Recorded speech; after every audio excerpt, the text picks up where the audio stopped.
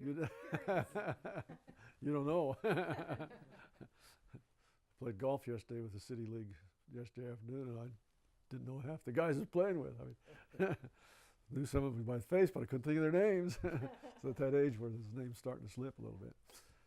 Well, the other thing is if afterward there are those kinds of episodes, that's fine. We're going to transcribe these interviews, and we're Okay. going to ask you to review it All right. so we can make sure that the spellings are right and whatever. So if things occur to you later, we can add some notes and that sort of All right.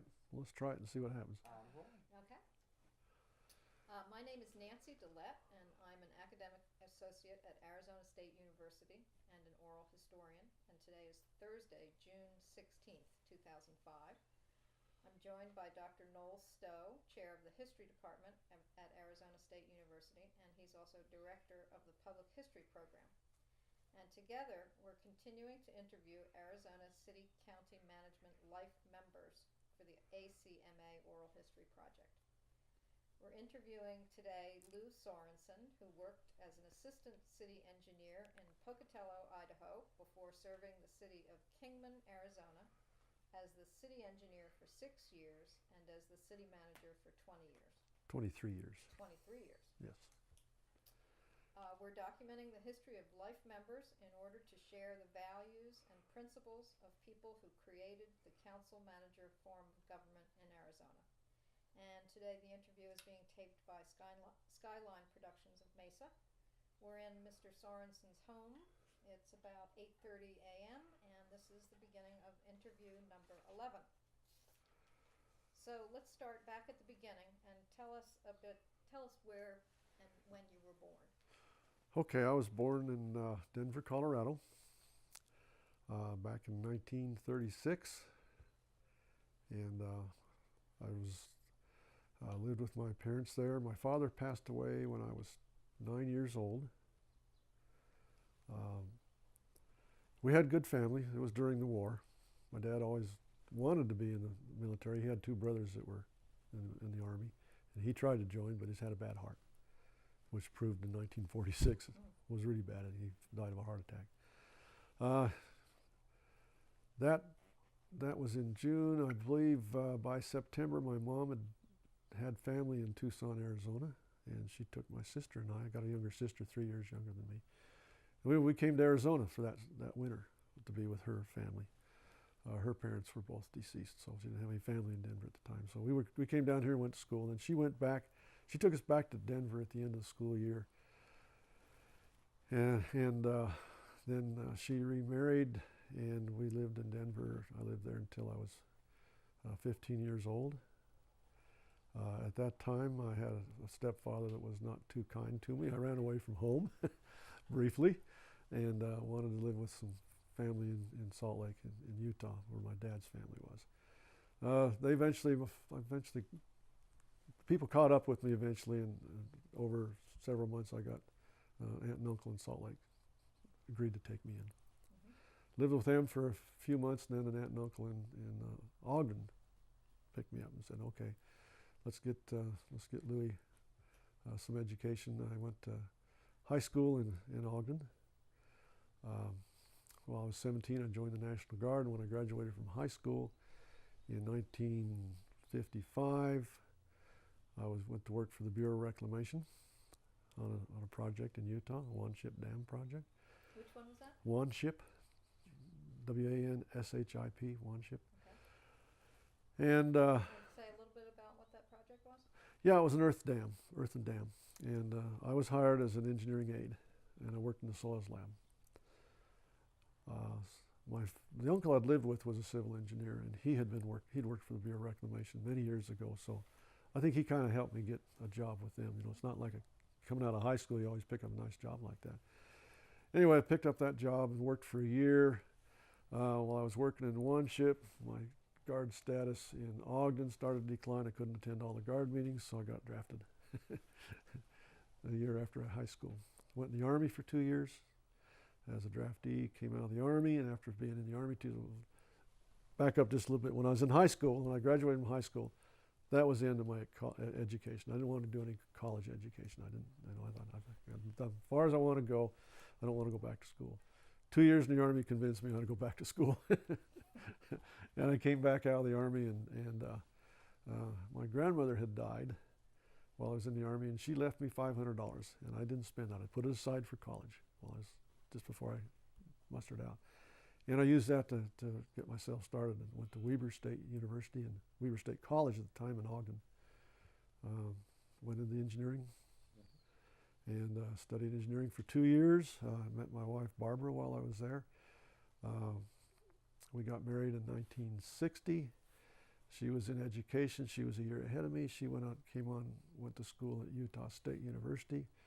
I graduated from Weber State after 2 years and went back up to Utah State and finished we traded for a little while. She went to school while I worked, and then she started teaching while I went to school. And I graduated in 1963 from Utah State University. In civil engineering? In civil engineering, yes, in civil engineering. And took my first job. I wanted to go back to work for the Bureau of Reclamation, but my grade point was not quite high enough to get a GS7. I wanted a 7. They offered me a GS5, and I was already a GS5. And I said, I can do better than that. I want a little more. So they said, hey, come back with us 6 months, we'll move you up to the GS7. I said, no, that ain't going to work. So I took a job with Pocatello, Idaho. I went up there and worked for Wendell Wilson. He was city engineer, and I was assistant city engineer under him. And as assistant city engineer, tell us a bit about what your responsibilities were and the kinds of things you worked on. Okay, yeah. I was the only other engineer in the office. A lot of my responsibility was doing small improvement districts, water and sewer, curb and gutter, those kinds of things. About that time, the Bureau Corps of Engineers was doing a flood control project in Pocatello. I don't know if you're familiar with Pocatello or not, but Portneuf Creek ran through town and always flooded out the lower levels, lower part of town. And so they're going to put a channel through town. And I say we now, but we hired another engineer about the time we was getting to do that. Our responsibility as the city for that project was to get all the right-of-way, purchase all the right-of-way.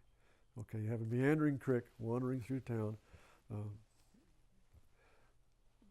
perpendicular lot lines crossing that meandering creek. So there's a lot of intersecting lines that had to be calculated and find the points so we could actually pin down and write legal descriptions. Had to buy the property for the channel itself, then had to buy additional right-of-way for construction purposes. So the probably the last year and a half, tied together with some of the projects that I was working on, improvement districts, we spent, this other engineer and I spent on a calculator, we didn't have computers in those days, calculating all those thousands of points. It was interesting because Idaho State University about that time had the introduction of the first computers that were being made available. The kind of computer that took up almost a whole room. And they had some foreign students, some Iranian students, I believe they were, that were working with the computer department at that time to put together a program to help speed up what we were trying to do longhand with Frieden calculators, Frieden and Marchand. And so we started working with those young men and telling them they had the formulas and they would do a test and then run some. And by the time we were just about ready to wrap it up, they were ready to check all of our back work. And they did, and everything worked out, I guess, all right, because about that time I was looking for another job. I wanted to get my license. I wanted to be a licensed professional engineer. And I didn't feel I was getting the right kind of field experience. I was working under an engineer, but I wasn't getting the kind of experience I wanted to have to further my career. I had a lot of design work in the office and some field inspection work, but I didn't feel like I was getting quite the background I wanted to have so I could get my license. What kind of background would that be?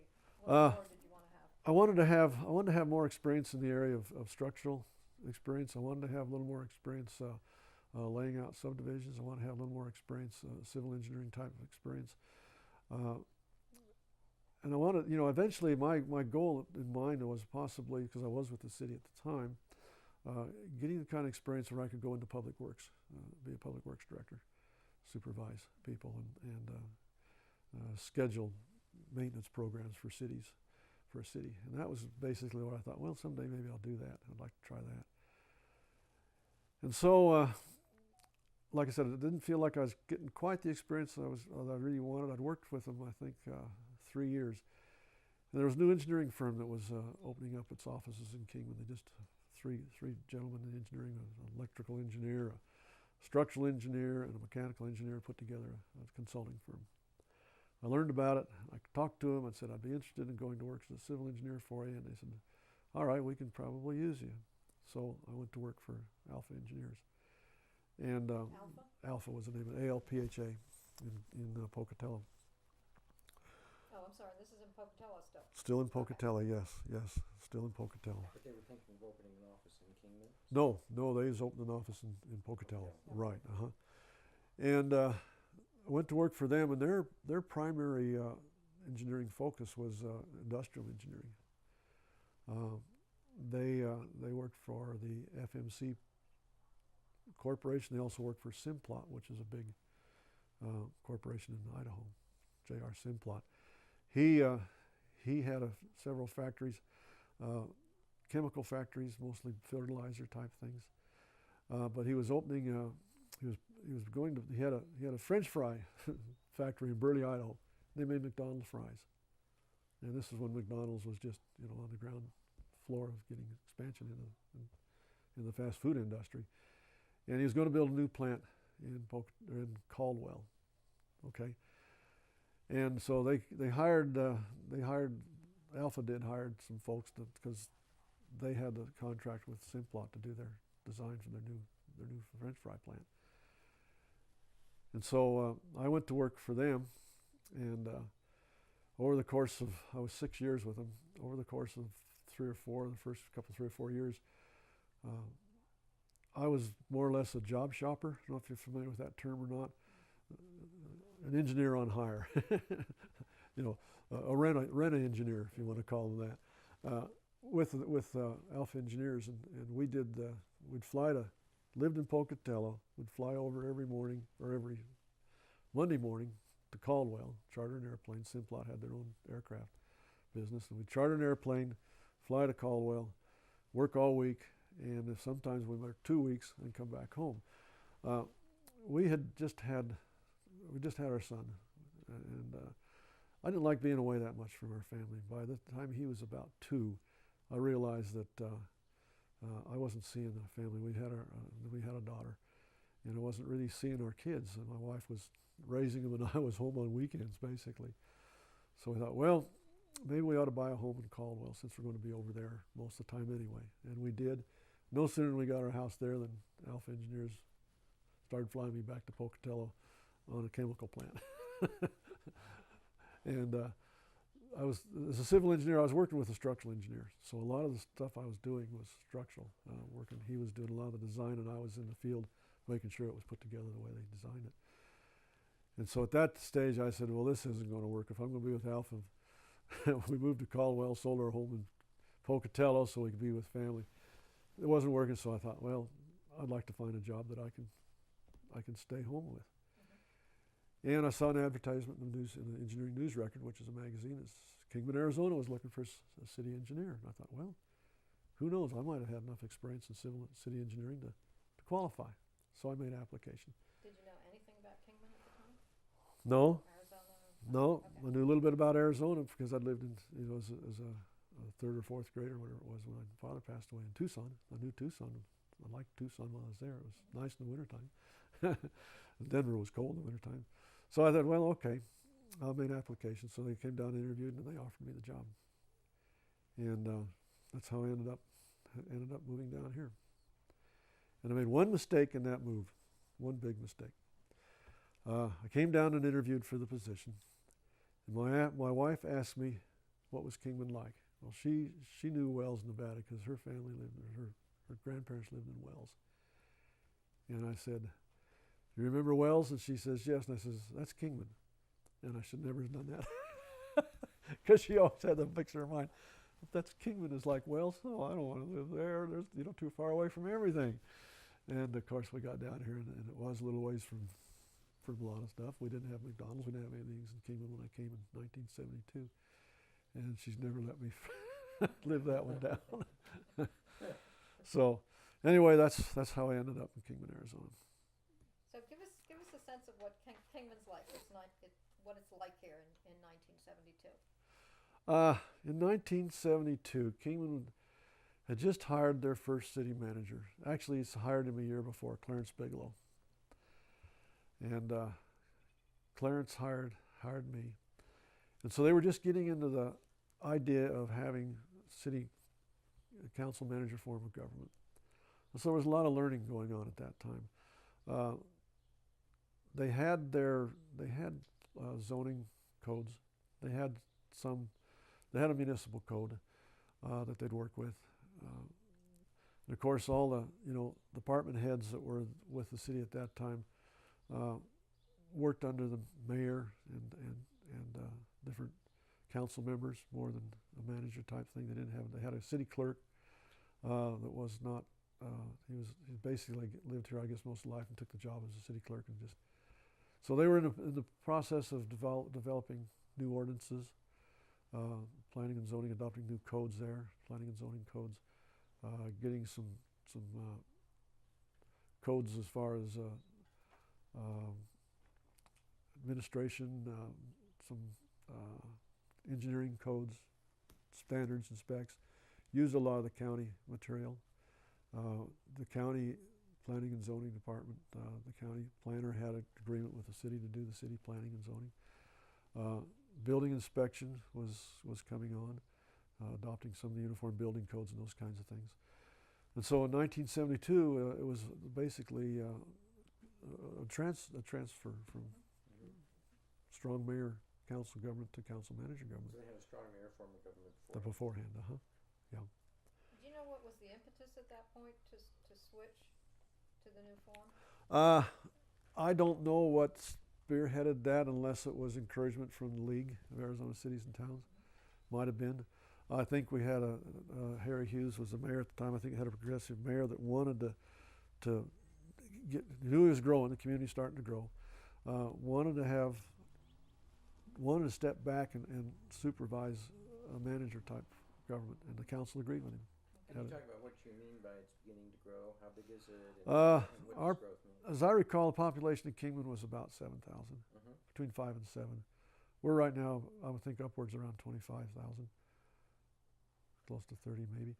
That was inside the city limits. Now, Kingman was relatively small at the time. That's part of the growth that we experienced while the first several years while I was here was annexations. We got people started annexing, moving out. The area north of Kingman was commonly referred to as Butler. I don't know if you've heard that phrase or not. It was called Butler because Elmer Butler was the developer, and he developed the property under county standards.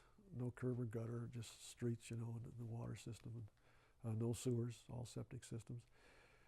And the large share of the north part of Kingman was developed by him, and he sold the lots, marketed them in Southern California. $20 down, $20 a month, $450 total, something like that, And a lot of that property out there was sold in the Southern California LA market. It was called Butler. The standards for development, very limited. But trailers at the time, mobile homes now more than anything. Not a lot of stick-built homes on those small lots. They were small lots. And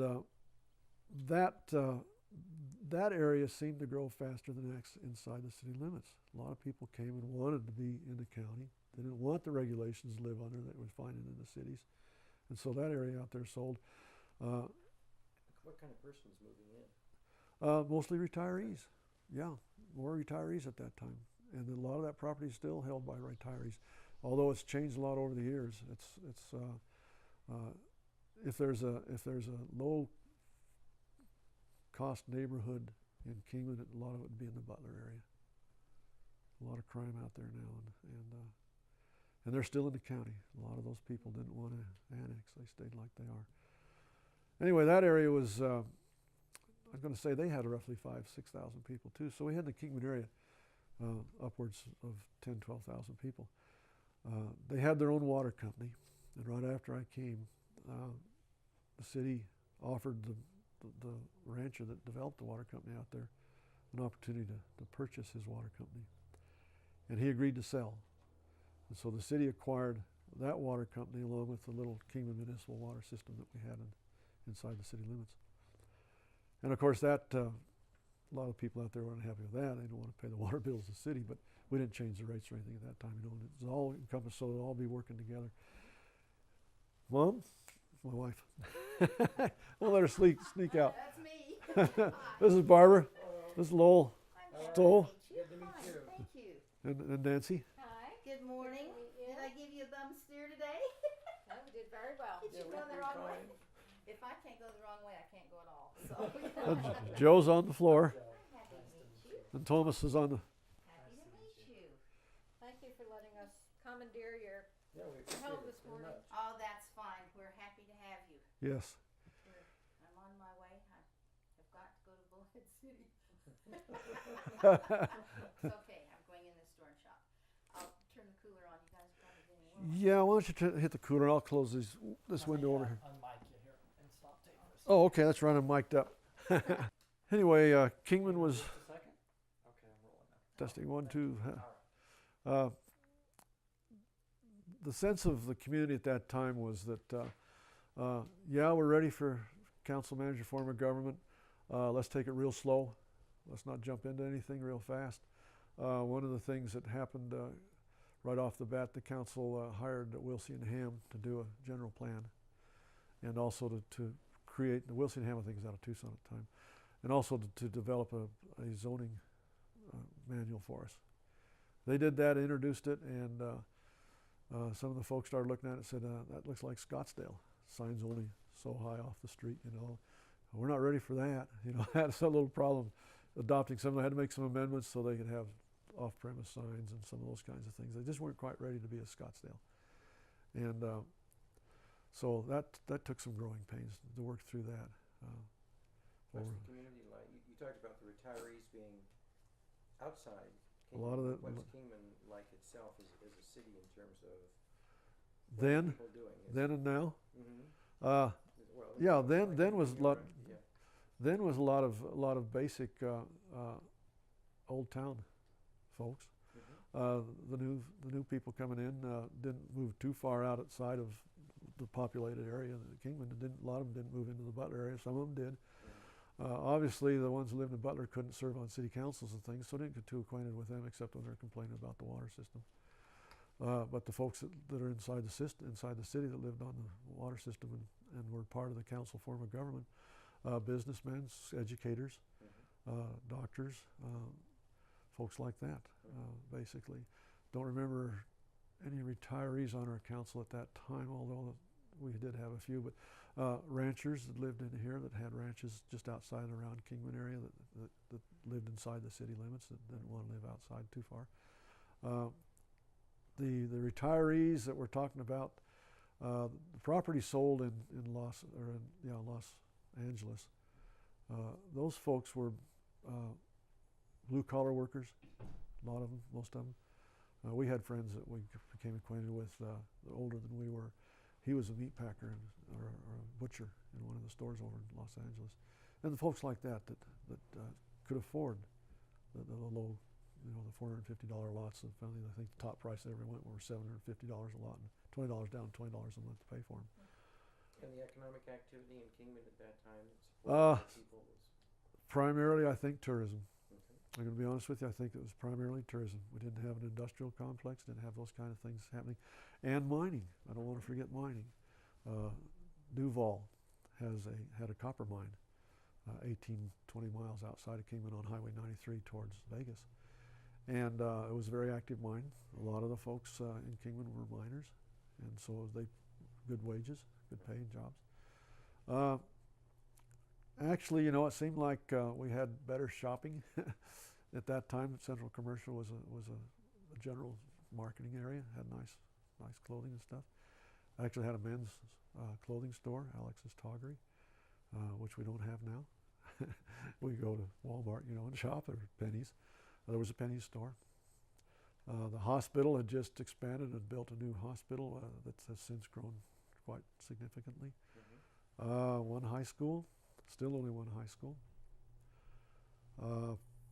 3 or 4 grade schools. Churches, all denominational churches were here.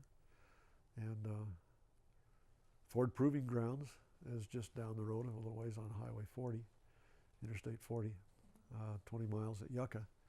They had a lot of folks work down there. General Cable was the primary industrial thing we had going on at the airport. So there was some workers at that spot. They manufactured cable? Or? Yeah. Yeah, General Cable. They manufactured big wire cable. And the railroad, we have a few railroaders in town, but Kingman's not a transfer station for, anybody working in Kingman that runs on the railroad has to go to Needles to catch to do their changeover. So there's some folks prefer to live in Kingman because they don't want to live in Needles. Hot down here too. So they come up here and live here and drive down and get on a train and go wherever they're going and come back, drive back. So is Needles a big switch yard? Yeah, Needles is, I think they got a pretty good sized switching yard down there. They don't do a lot of switching anymore, but it's We're talking about the early 70s. Yeah, right. I was mentioning to these young men about crossing. We get upwards of 100 trains a day through Kingman. Cross country, Los Angeles to Chicago. We're on the main route. Burlington Northern, Santa Fe. They don't like to be called that. They're the BNSF. Used to be Atchison, Topeka, and Santa Fe, but Burlington Northern tied with Atchison, Topeka. So anyway, there in '72, that's, as I recall, most of the activity. So you worked for about 6 years in this new form of government. Right. As the city engineer. Yes. And then what happens that you become the City manager. All right, go back to when I came here. In '72, I worked 2 years with Clarence Bigelow. He was the city manager, the first one. As I recall, Clarence at that time, I think he took a job, I believe he took a job in private practice and left at that time. They hired Larry Hunt. Larry Hunt. He left Kingman. He worked for 2 years. They basically let him go. And about that time, Clarence was back in the area, and they rehired Clarence. And he came back for 2 years. During the second 2 years, there was a little bit of a let's get rid of all the, happens. Let's get those bums out of here, kind of a thing. And they ran a slate of people for them that got elected. Clarence, I think, decided he didn't want to work under the possible controversy that may develop because these 4 people were, let's move the bums out and hire some to get some new people in, kind of thing. So wisely he left. The first time he left, they used a chief of police, was a new chief that came to town. It was about time I did. He was the interim manager. When Larry Hunt left, the chief didn't want to be the interim, no, maybe it was the second time. Anyway, eventually when Clarence left the second time, they selected me to be the interim city manager. This was in August of have 78. Bigelow and Larry Hunt both been engineers? No, neither one of them. What kind of training did they have? Clarence, I believe, was business administration. Larry Hunt was a West Point graduate, so he might have had some engineering. I think he did have some engineering, yeah, because eventually he went down to Yuma and was public works director down there. Worked with them.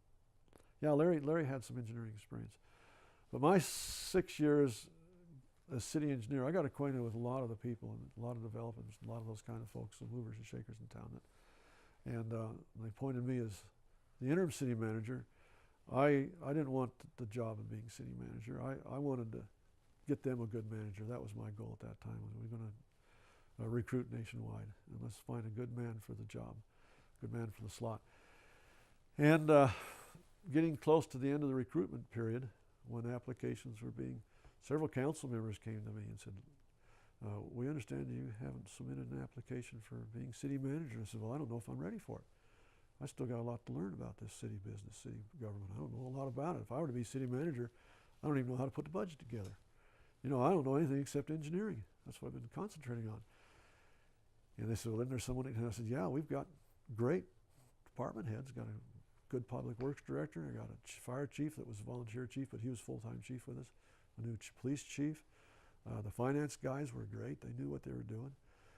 And they said, well, why don't you put in your application? You might have a shot at it. And I said, well, I talked to my wife and said, should I do that? And I said, well, what can you lose? So I put in my application and they hired me after interviewing some others. And they said, okay, Lou, we'd like you to be our city manager. This was in October. And that's how I got into the city management. First thing I did is sat down with the staff and said, all right, we can work together on this. You're going to have to help me. I don't even know how to put a budget together. Can't even read the budget. I know what it says in the engineering phase, but I don't know where the rest of this stuff goes. You can pull some wool over my eyes, you know, you can really get away with a few things because I don't understand it. So I'd hope you wouldn't. I'm sorry. What kind of help was available to you, like from the league or from? Other managers? Yeah, other managers. Yeah. Good. How did you Good find help. your way to them? And Oh, did they yeah, help the league was always there. You know, Clarence was real positive with the league. We belonged to the League of Arizona Cities and Towns. The city did. We joined up. We attended their conferences. I went to the conferences with Clarence, so I made some contacts there, engineering-wise. I started going to the WACOG meetings. WACOG, Western Arizona Council of Government. Okay. The management associate, the managers for the WACOG. And I got acquainted with, I knew I was going to forget this guy's name. Used to be the manager in Yuma. And he was very helpful. Lake Havasu City, Jim Alexander, I believe, was the manager there at the time. Bullhead wasn't. No, because Lake Havasu didn't incorporate until after I'd become manager. Bullhead hadn't been incorporated. So anyway, it was basically working with Jack Dabalski at the league. Very helpful in any questions I had. You know, he could always help. And my own staff were very, very reliable You people. mentioned that Clarence Bigelow had encouraged you to go to league meetings, and Oh yeah. and you've gone to them. Uh-huh. What kind of people were Bigelow and Hunt to work with in terms of that kind of mentoring or encouraging people to be involved with the league or other? Very. kinds of activities? Clarence was very, very pro league. You know, Larry was, maybe because of the engineering background, was not quite as intense about the league as Clarence was. But Clarence was very supportive of the league and very encouraging for us to participate. How was the league in terms of working with smaller cities like Kingman versus the larger cities in the state? We never had, we never had a beef with them. They were always available. Any questions we had, anything we needed, they were always available to get the information to us. We didn't see them up here very often, but we didn't need to because they're as near as the phone. And I give A+ to the league for what they did while I was the manager and even city engineer. Very supportive, very understanding. They, trying to think if we ever had an occasion to have them come up and make a presentation about something. Maybe annexation when we first started. Clarence really got involved in annexation. And we more so involved in annexation than I ever got. We tried annexation when I was a manager, but I didn't do it the same way he did it. And we weren't quite as successful as he was.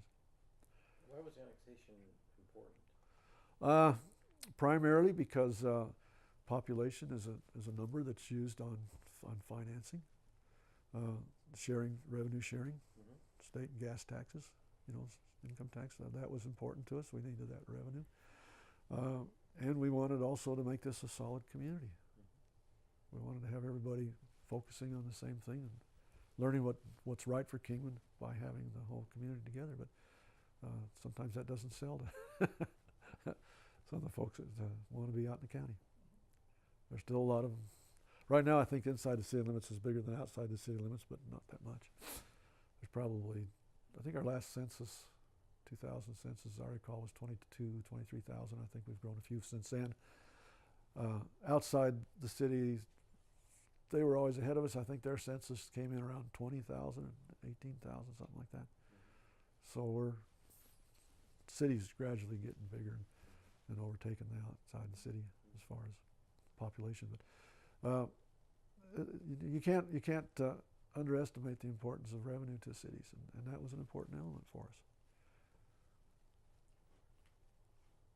And one of the things, maybe while we're on talking about revenue, one of the things I think Kingman gets shortchanged on, and it's because the law shortchanges us.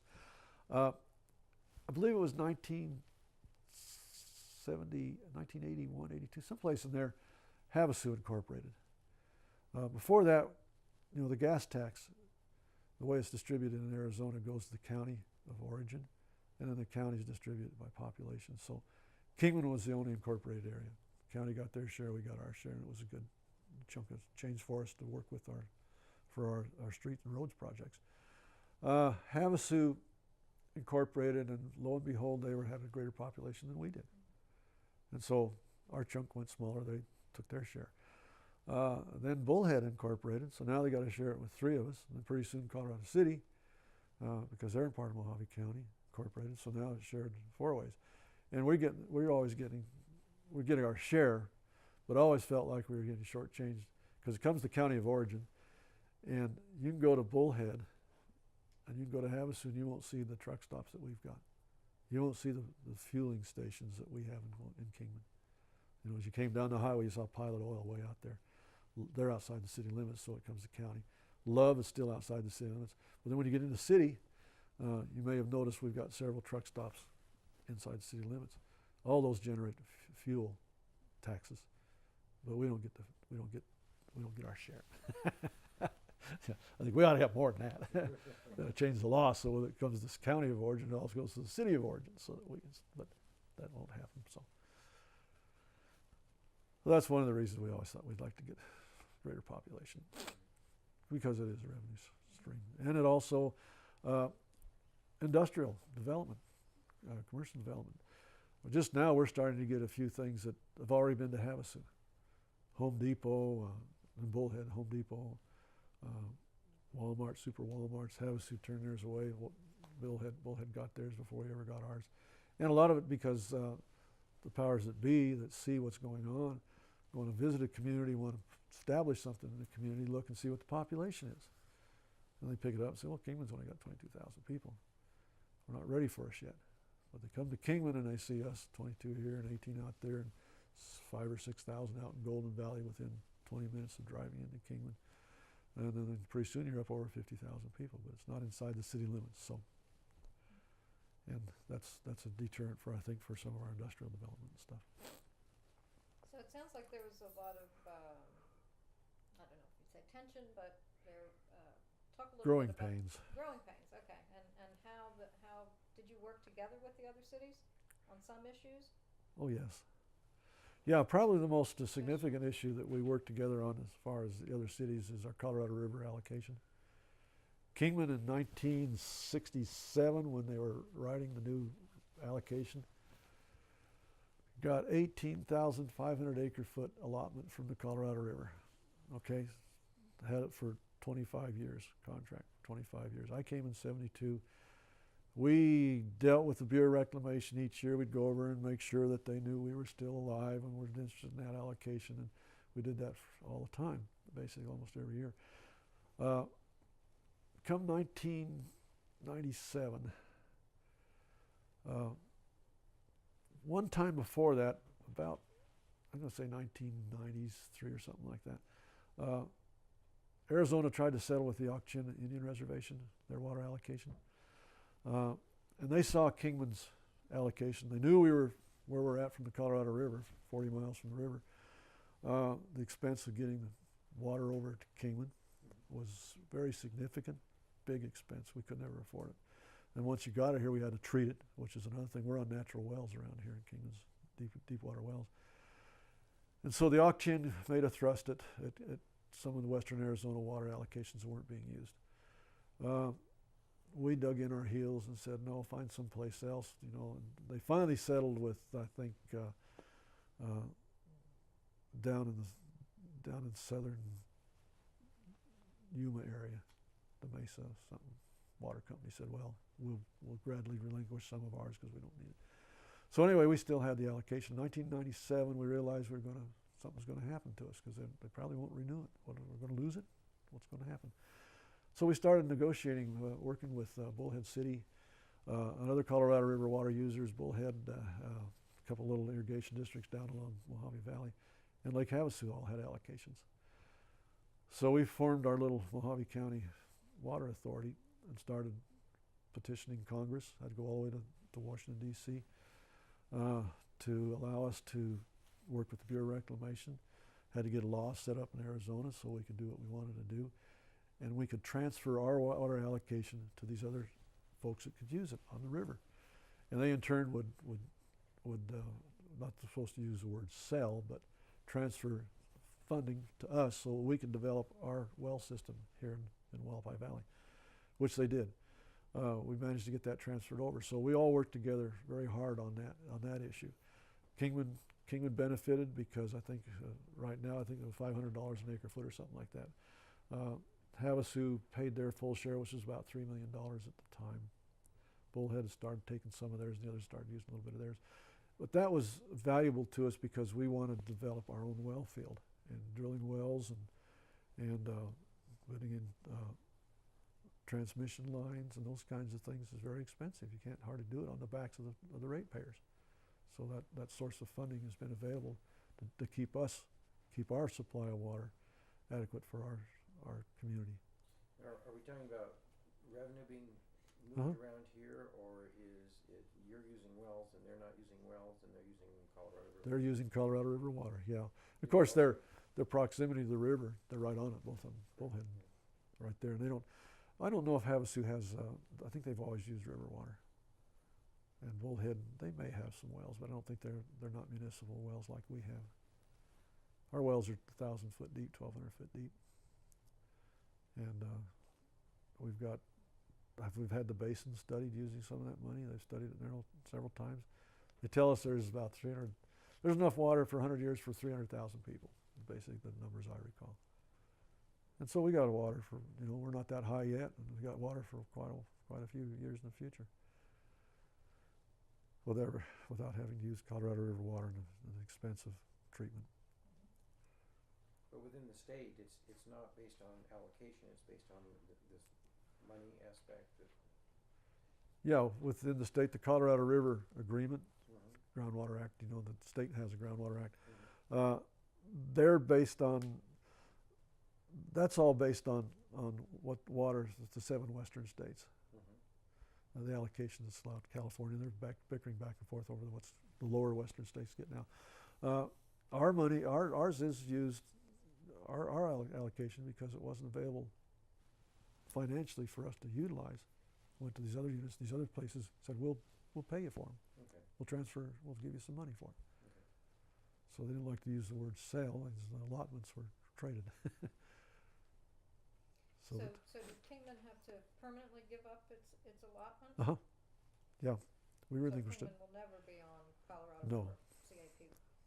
No, CAP is a different system than the Colorado River up here. No, CAP didn't include us up here. Although CAP, I guess, included Prescott. Right, but no, we were never CAP. Okay. Separate But you'll never allotment. see Colorado River. Probably a lot unless something changes. Not in the foreseeable Not in my lifetime. That works. I don't think King will ever have to rely on Colorado River water. So in order to create that agreement, you must have had to project out the kind of growth that Yeah. you can anticipate for Kingman up to what point? Wish you hadn't asked that. I don't remember. It had to be 25 or 50 years in the future anyway. And our studies of the basin, we wanted to look down the road 100 years. And our planning for water is 100 years ahead of us. At least it was when I was a manager. So. Okay, so water was one of the main things that ran through Yeah, your, we all worked together to get that accomplished, which was very significant for Arizona, for us. It's, How about the impact of transportation change? I-40 or there? When I-40 was being laid out on the maps of the engineerings, they originally, I-40 was originally supposed to come, well, probably about where we're sitting today. It was supposed to cut at Kingman off and leave Kingman over here, and like they did, bypassed Williams, or bypassed Ash Fork and Seligman. And some of the folks that were council members under the mayor council form of government back in those days said, hey, we can't let that happen. We've got to have Interstate 40 at least go around the west side of us instead of on the east side of us. And which was probably a good thing. It has its pluses and its minuses. But that was, I believe, an important decision. There's more plus to it than there is minus. Although they're traveling right by us 75 miles an hour, 80, 90 miles an hour going through and around us, but still a whole lot of them pull off and stop here. And we're talking about making a pit stop. But yeah, there's still a lot of folks that travel. We rely a lot on trucking, and we've got some trucking firms that are located in Kingman. It's just less than 350 miles to the LA market. And there are several trucking firms now that drivers live here that transfer trucks. They get to drive so many hours is all, and they drive down and stay down there and come back. And so there's a lot of trucking, and of course the truck stops for the fuel. Important, economical. Transportation-wise, trains, they just block our crossings. There's not much train activity. There's a few sightings, and we'll talk about the airport industrial park in a minute probably. Some of those industries out there. Did you need a restroom or something? Yeah, right through there. Okay. And they're mostly just transcontinental. We don't have we have one little siding that you may have gone by as you came around. Didn't even notice it. Gets siding across the street from the highway patrol. There's a whole lot of. You can see what's happening in Kingman. But that place used to be blank, and now it's full of building material. Stacks and stacks of building material. In a trucking sense, is this a distribution center? No, we have one distribution center at the airport, True Value. They did locate a distribution center out there. Stuff comes in, sorted, and sent out to the True Value stores and wherever. I'm not sure how far they extend. Walmart has announced a distribution center down towards Yucca, Griffith. They want to start that in, maybe 2006 or something like that. They haven't broke ground yet on it. But that's a possibility. We'll believe it when it happens. Let's talk a little bit about back to that transition from when you go from city engineer to city manager. Yes. You said really wasn't something you No. thought about doing or wanted to do or whatever. Right. Let's hear a little bit about that learning curve and what were the really new things that you had to learn about working with the mayor, and also was there also a transition at that time still about the strong mayor? Or how did you begin to learn to work with the mayor and council? I didn't feel that at all when they hired me. I had worked with those people on other projects in the Kingman, particularly development projects. Water line, sewer line. We were using a consulting firm when I came to work. We gradually let them go because I picked up the slack and was doing the design in the house. So I had worked with the mayor and council on several projects, bid openings and those kinds of things. So that transition in the field of engineering was not difficult. The transition in the budgeting, administration is where the problem came. The building inspection department stuff, I had some of that experience when I came down here from Pocatello. I was in charge of the building inspection department at the time. And so I understood the codes a little bit and was able to work that program. The police department, fire department, I stayed out of that altogether. I just knew the chief. He'd been hired just shortly after I did. And so we knew each other, and we'd work together as part of Clarence's and Larry's management staff. the planning department again was being handled by the county. We hired our first city planner, and so I was able to work with them a little bit more than that. Again, like my weakest element, my weakest strength, I think, as far as really needing to know what was going on, was finance, working city budgets. I did attend a 9-week course. ASU had a management course. Drove down once a month to the ASU campus on the west side and attended one of those training courses. And of course, we went through all the administration and personnel matters and communication and those kinds of things. So that gave me a lot, strengthened me in the areas I was weak in. The transition, a lot of the complicated things that Clarence faced with the new planning and zoning, the new zoning manuals and those things. We'd worked most of those out. We'd made adjustments, and so those were pretty well adapted.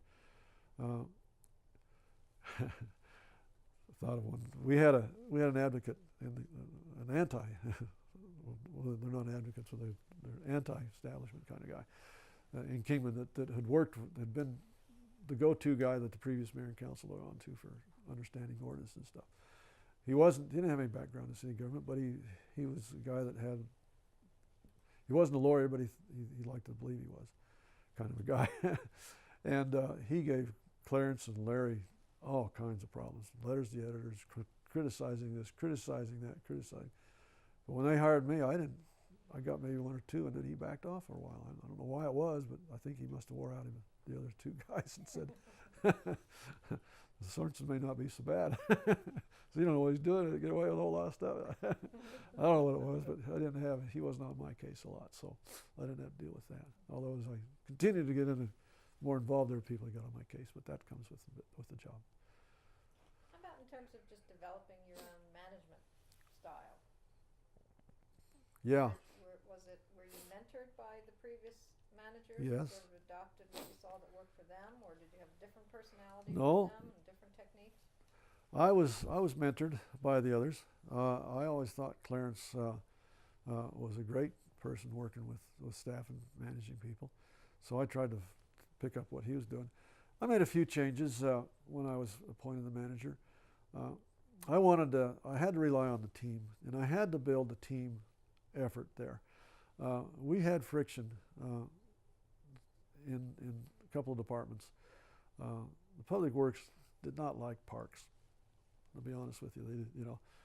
Those guys, I mean, let them play with their grass. We got roads to build. We got things to do. They need a tractor.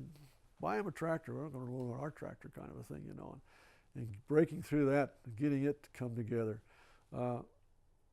It started to gel finally after a couple, 3 years, it seemed like they started. And I'd sit down in the budgets, when I was engineer, budget time, Clarence sat down with me and the public works director, because I worked under the public works director, and we'd go through my budget. And I didn't know what anybody else's budget had. I didn't know what their problems were. I didn't know what their situation was, why they had the money, why they were getting what they wanted, and I wasn't getting what I wanted. I didn't understand any of that. So that was one of the things I wanted to try to correct. I wanted them, every department, to know exactly what the other department was doing. I wanted them to sit down. We're going to do budget together. I need your help. And so we did. We worked, the department heads put the budgets together that way. So these guys, the fire department knew why the PD was getting squad cars. PD knew why fire department was going after the jaws of life or something. They understood it because we talked together and worked together about it. And even though it was boring for them, I'm sure, they finally started to come around together. And that's one of the goals I had, was to get a concise department, a small enough city to do that in. If we had 40 or 50 department heads, what we did, we had about 14 at the time. And eventually, after I'd been a manager for a while, one of the council members saw what they were doing in Flagstaff and said, that guy only has 4 people answering to him, or 5 people answering him. Lou, you got 14. I said, yeah? He says, we need to change it. So we reorganized. And got to where there was just basically 5 department heads and was answering to me. And we held staff meetings on Monday with everybody, the 14, 15 people. And then on Tuesday, I just got department heads together and pinched the finer points and made stuff presented to council. So that was the kind of the way I worked with the people. What were some of the characteristics of city managers that you thought were important or that you developed yourself? We've heard from all these different city managers what they thought were the most important characteristics. Uh-huh. Talk about that a little bit? Yeah. I think the most important characteristic that I tried to foster was open door policy. I took phone calls directly. I didn't go through, my number was printed in the phone book. My number was printed in the directory. They call and I answered the phone. Now I call down there now and I go through this cycle and eventually get to his office and then the secretary answers it. The only time my secretary took my calls was when I was out. And we didn't have the answering machines and stuff like that, at the time. So she took I get back and the first thing I do when I get back in the office is look at some of the mail, anything important there, no, then I go to the phone thing and go back and call people. And I tried to keep an open door. Direct access, exactly. And if I got a complaint that one of our department heads was not given that same kind of access, we'd sit down and talk about it. So you required that of each of I your wanted to have open door all the way through. I wanted to, of course, not being open door, they just walk in and, Lou, here I am. They still had a secretary out front that would make appointments with people like that. But if somebody showed up and had a problem, if I wasn't tied up in a meeting.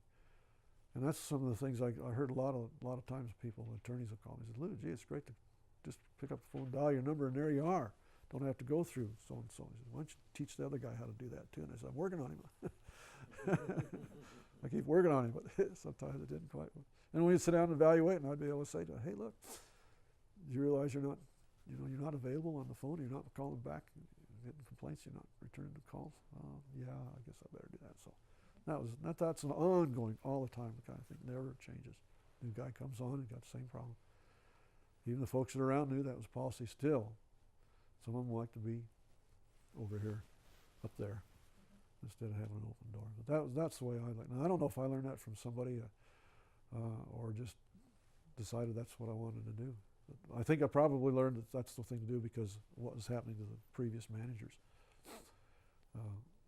Some of those things they weren't accessible like they should have been. How did you regulate allowing people who work for you to take risks and try new things with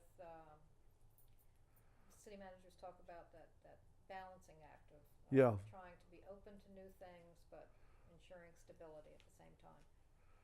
How did I manage to do that, or how did I manage it? Always open for thinking outside the box. I think the management team that we had, didn't matter who it was that came in with outside the box or whatever problem we were dealing with. I tried to get the fire chief and the police chief and those folks involved in zoning matters, nuisance matters and those kinds of things. So I tried to keep them involved even outside their own realm where I thought we could be as a team, come up with a solution, work something out. And so I wasn't afraid of outside the box coming because I thought we can probably work it out. If we can't work it out, then when the guy walks away, he knows why we didn't work it out because he understood what some of the other rationales were.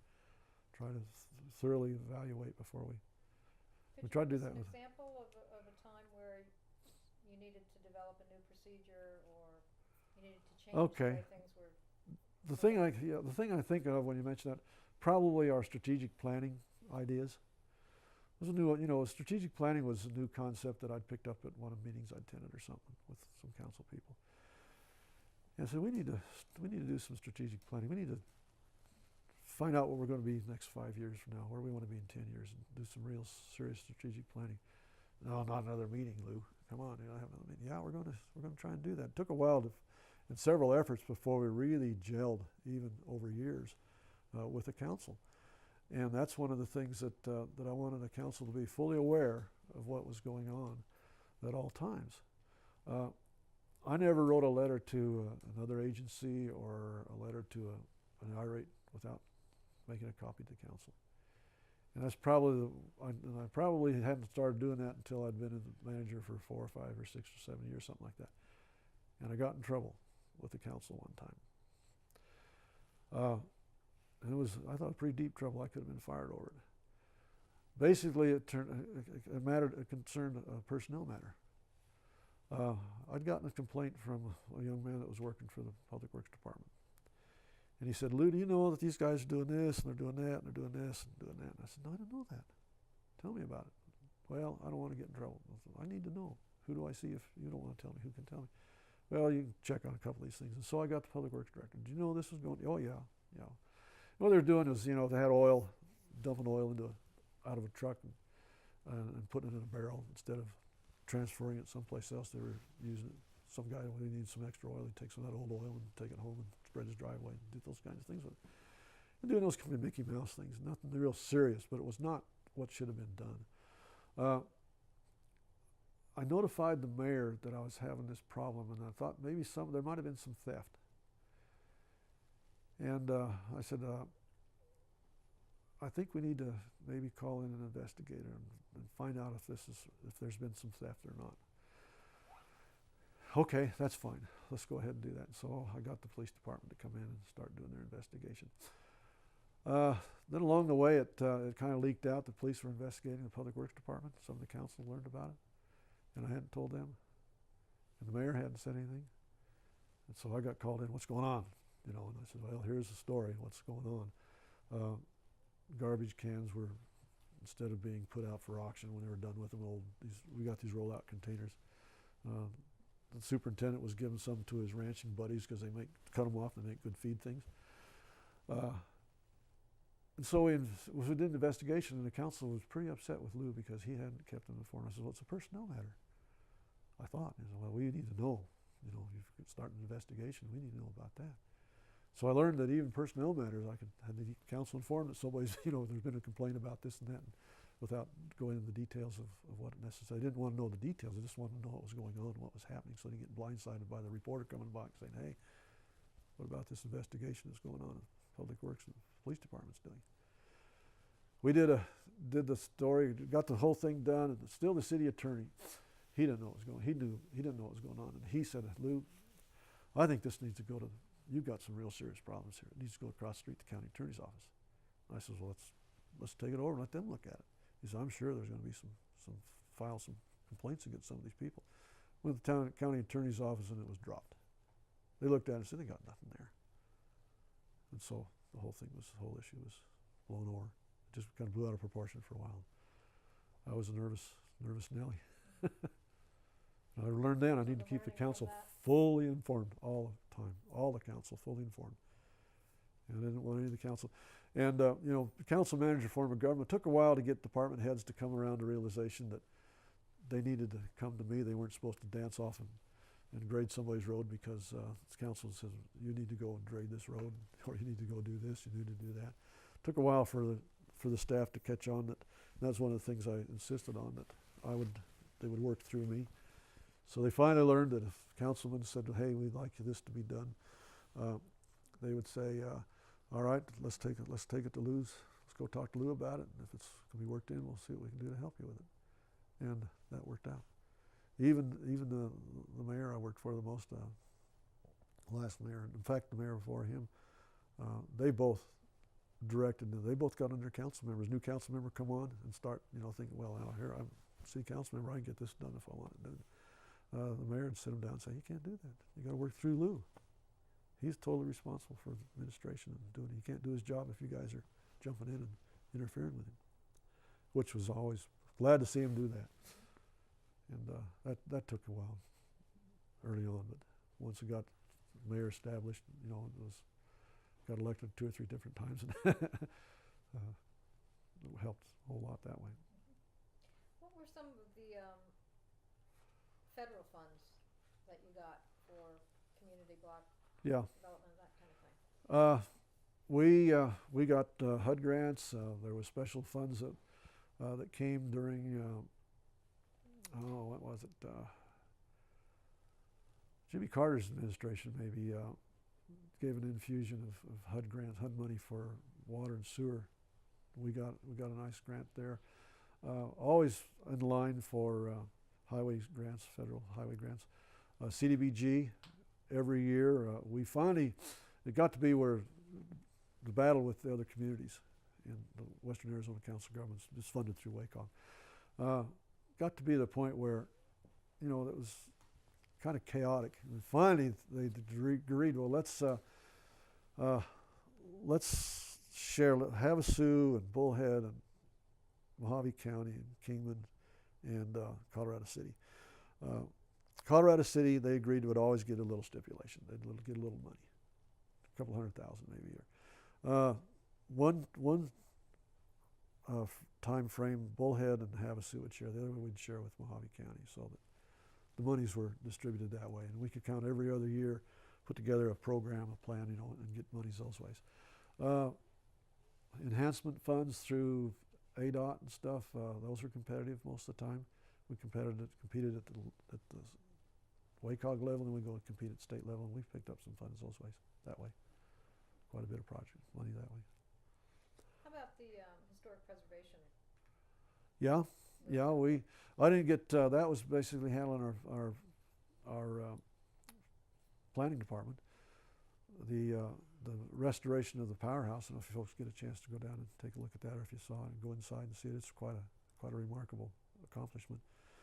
Historical preservation funds were used there. Private contractor put a lot of his money into it. And downtown historic preservation, a little bit, not a lot of money in that category, at least it doesn't seem to be any. It wasn't when I was a manager. Trying to restore the depot, that's been a project that's been going for, well, at least we started on that before I left as manager. I don't think it's done yet. Some of these things, you talked before about the strategic planning that you took on. Did some of the vision for the way you wanted to see Kingman grow in the future come out of your strategic planning, including things like restoring the powerhouse? Yeah. Or were they coming up from citizen participation? More citizen participation than anything. There for a period of about 5 years, we ran a series of town halls under Mayor Anderson's, when she was mayor. And we got, you know, one town hall would be on water issues, another town hall would be on historical preservation, another town hall would be on nuisance, those kind of things. And we got a lot of good feedback from the folks. It was a one-day session, usually on a Saturday. Friday evening we'd have an openings dinner or something. On Saturday,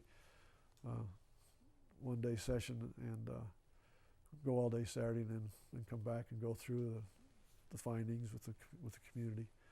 And we had, I think, upwards of 35, 40, 45, 50 participants at those town halls. We did them once a year for about 4 or 5 years, and they just kind of faded out. How did you get people to come to those? We'd put newspaper notice in the newspaper if you're interested, participate. Huh? Invite people. Yeah, we invite the community. If we didn't get much of a response that way, then we'd start contacting the college. You got some folks. How about school district? You got some folks you'd like to have participate with us on that. County people. We'd go to the different entities. Kingman's a county seat, so a lot of county folks here. ADOT's got an office, you know, there's several engineers that works out of ADOT and their crews, and utility companies. We had 2 school districts at the time, a high school and an elementary. They've been unified since then. So that's what we'd do. We'd put the word out, word of mouth, Chamber of Commerce, and try to get participants that way. Invite the public, people from the Butler area too. There was a few organizations out there that. You mentioned that historic preservation was under planning, and you mentioned a little bit earlier that city planner had been hired for the first time. Yeah. By you. How did having a city planner in Kingman change things? A whole lot. Yeah, we relied on Mojave County, and they didn't have the same philosophy we have. We wanted to have our own planner. We wanted to have our own person on board that we could work directly with instead of waiting for the county to look at something and then kick it back to us. We wanted to have it in-house. Mm-hmm. And I think Bob Riley was our first city planner, as I recall. He's working for the airport authority right now. But anyway, that was a good thing for Kingman. We needed to have a planning. We got a planning staff now, I don't know, 10, 12 people, I suppose. So what Down there. kind of things did they do that you hadn't done before? Lot more managing the planning commission and board of adjustment. Mm-hmm. A lot more bringing in, working with the general plan. A lot more working with the historic preservation, as you mentioned. We've got a young man, paraplegic, Bill Schilling, who's our grantsman. I think he's still there with us. There's cities that'd like to steal him because he knows his way around. He's a good man. He's dedicated to Kingman. He was injured in a diving accident down at the river a number of years when he was still in high school. But his family's here, and he don't want to leave Kingman. But he's really knowledgeable when it comes to working with CDBG and planning grants and stuff. It was just wanted to divorce ourselves from the county. We wanted to be our city. We wanted to have our own ability to deal with planners and zoning matters. That brings up that issue you talked about, him being dedicated to Kingman. Kingman has had a lot of stability through you serving as city manager for 23 years and adding the 6. You know, we're almost up to 30 years of stability in the form of you. One guy, You don't see scary thought. in some of the other places. Right. So how do you account for that continuity and dedication that you've had for Kingman? I've reflected on that myself and wondered what it was. Maybe what I'm going to offer you right now is not necessarily true in every instance, but I never participated in any special interest groups. I didn't participate in Rotary. I didn't participate in Lions, Kiwanis. I never joined any of those organizations. And so I don't know if that's a problem in some areas. It might have been a problem with our other 2 managers. They both were Rotarians, and there may have been a little bit of class resentment because they weren't in the Lions Club or Kiwanis. So that and just the fact that I was here for 6 years as their city engineer before I was ever tapped out to be the manager. The acquaintances I built over that 6-year period must have been tremendous, a start for me. Well, there must have been some sort of fit for you, not wanting to move on to another Right. city. Since you mentioned your wife wasn't exactly thrilled early on. She would have liked to move back. But family. I got to tell you, it's a family. When I was a kid, after my dad died, I bounced around from school to school to school, and I don't know, I couldn't tell you today. I went 2 years at one high school, 1 year at another high school. I have very little memory of my teachers, very little memory of the people I associated with in high school, maybe one or 2 young men boys that I was in high school my senior year, a couple maybe in junior year, but I didn't have a family that I wanted our family to have. And I wanted stability. I wanted our kids to stay. My goal, and I think my wife agreed with that goal, even though it was here in Kingman, was to be in one location where our kids could grow up and know the community, know the people. And just this weekend, my son came over for his 20th high school reunion, and he said, "Dad, I had the best time." He said, "I didn't know if I wanted to come or not," but he said, "I had the best time." He said, "I'm glad we stayed here because a lot of the kids he saw at the high school reunion, he knew in grade school." And he says, "I'm glad we did that." So I think probably the family, the goal I had.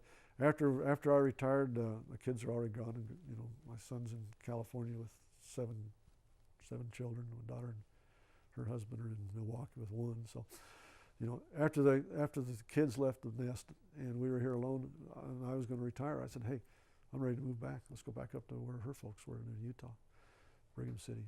And she agreed we were going to do that. And so consequently, that's what we were going to do. And then her folks both passed on, so we didn't get back up there. So we're still here, so I suppose we'll be here now We know the community. We know the folks here. A lot of friends here. Did you serve as a range rider for ACMA? Or? No. No. Okay. No, I might have the skills, but I don't have the ambition to do that. I don't want to go into another community and try to, at this stage of life, to work through some like that. But you've continued to do consulting work. In a sense, just in a sense, yeah. The consulting work I'm doing is not sitting down and doing engineering consulting. It's kind of funny. My retirement party, good friend of ours, a doctor, used to be our family doctor, and he gave up his doctoring skills and to do some developing skills. Still doing some doctoring. He manages the healthcare center here and also the Alzheimer's unit. That's another healthcare unit. He had been to see me while I was still the manager, and he was interested. He just bought 2,000 acres of land east of the airport, west of the airport. And he was interested in using the effluent that we have coming out of our treatment plant. It's a wastewater plant that's not a mechanical plant. It's wetlands, and he wanted to use that effluent because he's conservative enough minded to believe that that's just being wasted, and it is basically. It's evaporating or filtrating in the ground a little bit. And he wanted to use it on a golf course. He wanted to develop this property, and he'd been by to see me a couple times. The public works director talking about using that. And we told him what the situation was and so forth and so on. And he went, my retirement party, he comes to the retirement party, and he corners me and he says, Lou, you know about my little project there? I said, I know a little bit about it. Yeah, I don't know how far along you are. He says, I'd like you to come to work for me. I'd like you to put this project together and help me get it off the ground. And I said, Doc, I said, I don't know. I said, I'm not sure I'm going to be here long enough to get that started. And he says, well, give it some thought. I'd still like to see if you wouldn't help me with it. Well, he called me in October, and I said, no, I think we're going to move. And he called me in January, and by then, one of her parents had passed away. And I said, well, maybe I can help you a little bit, get things started. I can help you get you through the county planning stuff, all the 9 yards of getting general plans changed and all that stuff. I said, let me help you with that, and I can also help you get a consultant on board to do the kind of stuff you want to do and screen those for you. I'll help you with that. And so he hired me on an hourly basis, and I was doing that for a while. Then when we're finally standing here a little longer, he says, well, let me put you on salary. He says, we're getting ready to actually do something. Let me put you on salary. I said, well, okay, I can still. He said, all you got to do is come to meetings on Tuesday mornings. If you do nothing else, come to meeting on Tuesday morning. Small salary, wasn't very much, $500 a month or something like that. I said, okay. So I did, and we finally got the first project, the smaller project. He's got 160, 180 acres he's developing into. And so I started working with, he's got his 2 son-in-laws on it, which has been a detriment in a sense. And his family's putting this subdivision together out by the airport. And so I said, okay, I'll do that. I'll come and help you. And so I've been out there, believe it or not, doing things that I decided I didn't want to do the rest of my life when I went back to school. Throwing dirt in the ditch, walking around out there getting all dirty and dusty, and loving every minute of it, really. I'm laying out the water lines for them, laying out the sewer, electrical conduit, marking where everything needs to be, checking elevations, throwing dirt in the ditch when I don't have anything else to do, and getting them water and stuff like that, And that's the consulting I'm doing. I'm just out there as a labor. His son-in-law, that's basically the supervisor, he calls me every day, and he goes over things what he wants to do, and is all right, yeah, let's do that. Sounds good. We'll do that. Make phone calls for him, line up other stuff, and that's what I'm doing. Getting dirty, dusty every day. So that's the extent of my consulting. And I had some others call me and say, Lou, I'd like you to. I'm not interested in doing those. Still got my license, the professional engineer's license. Political ambitions. Oh no. Curious about how you How I distinguish stayed away from that. between any kind of political ambition and yet obviously you want to make a difference in the community you live in by being a city manager. How do you see that those as The closest I think came to being a political, I took an appointment with the Planning and Zoning Commission when I retired. 3 years, and I jumped right off of that when the 3 years came up. I don't want to be that. If I can offer some advice, if somebody wants to ask me something and I can help them get something, understand something, get through something, that's fine, but I don't have any desires to run for council or anything like that. I don't want to. I just, I don't know what it is in me. I'm just satisfied with being simple, not getting involved too deeply in those things. It's just interesting what a complete divide there Yeah. usually is between people who are drawn to manage. Do other managers ever want to go into politics? Do you ever No, ask? I don't think we've heard Have anybody. you say they wanted to do that? No. No. You like the political side of things is all right, but I just don't like being in the forefront and saying, yeah, I'll do that for you or do something for you. I'm not sure I can get it done on the politics side. There's more than just the one individual that's involved. No matter where you run for. Somebody asked me one time, "Would you run for legislature?" I said, "Oh, no way." I don't want to do that. Well, you can be so good. Everybody up here to support you. Yeah, but I don't know if I can support anything that they want to do up here. The legislature's so big, boom. And the same with politics and local government. I'd just be one of the 7. And I know that. And I'd have to, and people sometimes think that get the hold of the ear of the mayor, we can get something done, And the mayor's the same way. They got to work through the rest of it. They can lay the idea on the table and see if the rest of the council buy into it. And the manager will work it out. Tell the manager this is what we're going to do. So to talk a little bit about, you mentioned this kind of in passing here, the relationship. The legislature's big, but obviously the legislature affects a town, a community like Kingman. So is it the manager in a town like Kingman that's representing the city in kind of state level with legislature or ADOT or whatever it is, or is it through the different department heads? So can you talk a little bit about how that works? In Kingman, let's talk about the legislature. Okay, I always push the council, the mayor into that realm, into that basket. When I was first hired by the first mayor, when I was hired, basically, he didn't want a thing to do with anything except the job that he had, his livelihood. He was manager of a co-op, electrical, and he left everything to the managers to take care of. And so I was going down and presenting the legislature. I was doing this. I was trying to do little things. I didn't like doing that kind of thing. So when the next mayor was elected, I encouraged that mayor to get involved in the politics. If I'm going to go down to legislature, we're going to go to the legislature and present a position. Make yourself available. We'll go down together and get us going. And it worked so much better when I had the mayor talking to the legislators, getting acquainted, knowing them, than any of the council people. So I was tickled to death to step back and say, hey, Mayor, if you need a ride to Phoenix, I'll take you down there. I only had to make a few presentations, but very few after the mayor got involved. And both Mayor Anderson and Mayor Byram, Mayor Byram particularly, and Mayor Anderson, they both really worked well with the legislature. Everybody knew them. And they got acquainted very well. Right now, I don't know if our legislators, 2 from Bullhead and 1 from Havasu, if they even know Kingman's on the map. And that's a sad thing to happen.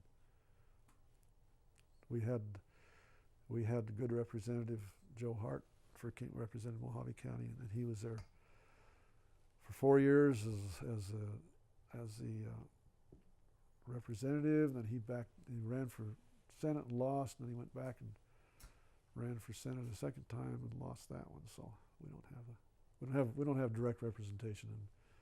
And what's a sad comment for Kingman, we should have, but they got Havasu and the 2 people from down there. That one of them represents Kingman, but I don't know if that person's ever up here. Oh, that's a side thought. Detracts from. I keep bouncing around. No, you're fine. It's okay. Talk a little bit about, you mentioned that when you came in the early 70s, I think you said the population was about 7,000. That's, as I recall, right around there, 5 to 7, somewhere in there. Tripled to somewhere near 25. Uh-huh. Can you talk about how the growth has changed the profession of city management? Yeah.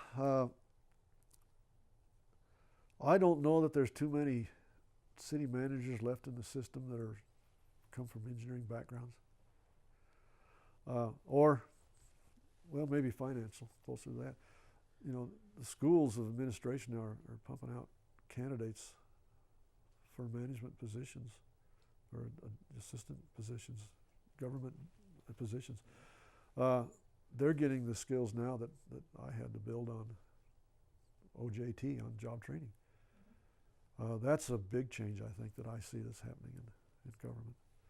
All these interns at Phoenix and Phoenix, City of Phoenix, Frank Fairbanks, all these interns, and interns at Mesa and those other areas, Tempe, just they're full of folks that want to be in local government or want to do those kinds of things, which is a lot different than when I came into the field.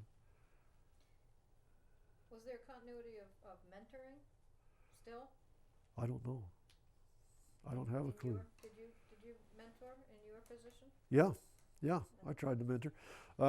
I was one of the things I was pleased to see happen in our government, local government. Reflect right now, our public works director came to work for us several years ago, I think, as a water worked in the ditch, worked his way up. Obviously, the chief of police that we have now was recruited, but the one prior to him was a sergeant in the police force that worked his way to the top. Our fire chief started out basically right after I came to work for Kingman. He was just I think a volunteer fireman. He's a chief now. We've hired our finance gurus from outside, except the lady that's there now came as a clerk, and when I retired, and the guy that had her job as finance director moved into his manager's job, and he has since lost that. So she's still finance director, but she's worked her way in. So my mentoring, I would hope, encourage those people to keep improving themselves and building skills, basic skills, so they can hold important positions. How did you enable them to do that? Allowed them to take part in any of the training that they had. We had a good training budget. We did some of our own training here, invited University of Arizona to come up and do some workshops with us, but also approved them for training, encouraged them to get their tickets wherever they needed them. Our public works director, he went through the wastewater and water service qualifications through ADEQ, got those kinds of things. So I encourage them to do that. I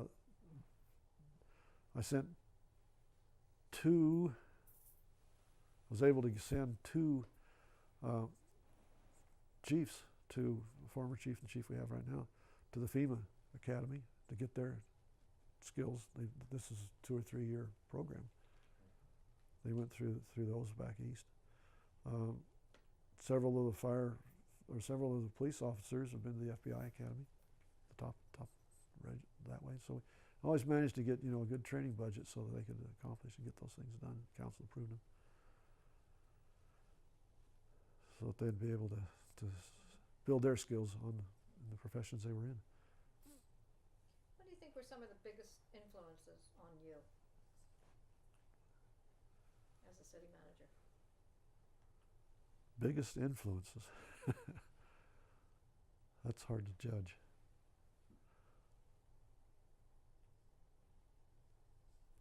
Well, I'd have to go back to Clarence Bigelow for one, because he got me, in the city government. Previous city managers, our council people, a lot of, and particularly the mayors. I think the mayors that we've had have been real positive people and were great influences on me. Probably a church affiliation. Some of the people I worked with in our church affiliation have been influential. My wife obviously has been probably the biggest influence on me, and I wouldn't have done any of what I've done if it hadn't been for her, I'm sure. She's the extrovert and I was the introvert when we got married. I was happy just to sit down and not be to anybody. She encouraged me to step out and try and work hard. And she's always supported me, been 100% support. Never a question, never a complaint when I was going to meetings, all these meetings and stuff I had to go to, out of town, all stuff. Stayed home with the kids and supported them. So that's probably the greatest influence I've had in my life.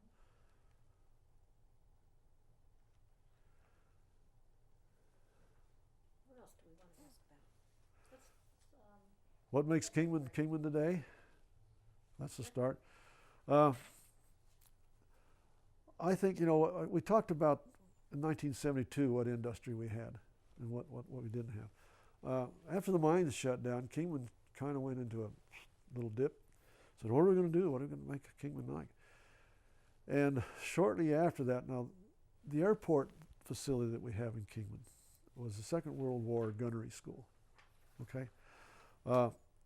When the military pulled out after the Second World War, and they brought all those airplanes to Kingman, and then they dismantled them and took them away, they dissolved the base, like was happening around town. They deeded it over to Mojave County. Well, Mojave County had it, and they had it on record, but they didn't do much with it. And finally, about, when was that, 1981, 82, somewhere in there? They agreed, the county formed an airport authority, okay? I was appointed to that authority as a city manager to start with. And of course, one of the things that we wanted to do, the airport authority had not only this airport, but the Bullhead Airport and also Colorado City Airport. Havasu didn't have one, private airport. Anyway, the authority at that time, we thought we needed to make this airport in Kingman something other than what it was at the time. And mainly because there's a lot of land in there that's not airport use. Let's make it an industrial park. Let's do a development of an industrial park of some kind. So we started working towards that end. That went on. It's still alive today. The authority has grown significantly.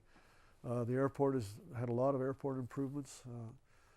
We got our own Mojave County Airport Authority. Eventually split off and went down to Bullhead to work with that group down there, and we kept the Kingman Airport Authority up here, supported partially by funding from the Chamber of Commerce through the City of Kingman, our bed tax. Other funding is from grants and activities. They have an airport improvement side, and they also have a recruiting side for industrial development. And there's been a number of industries that have come to Kingman out there. And I can't tell you the names of all of them now because there's so many of them. But anyway, there's a lot of industrial development out there. Small industries, no Motorola's or anything like that, but just stable, gelled wind, American Woodmark, cabinetry, gelled winds, windows. Goodyear has a little aircraft unit out there. I'm not sure what they do. It's probably more secret than it is.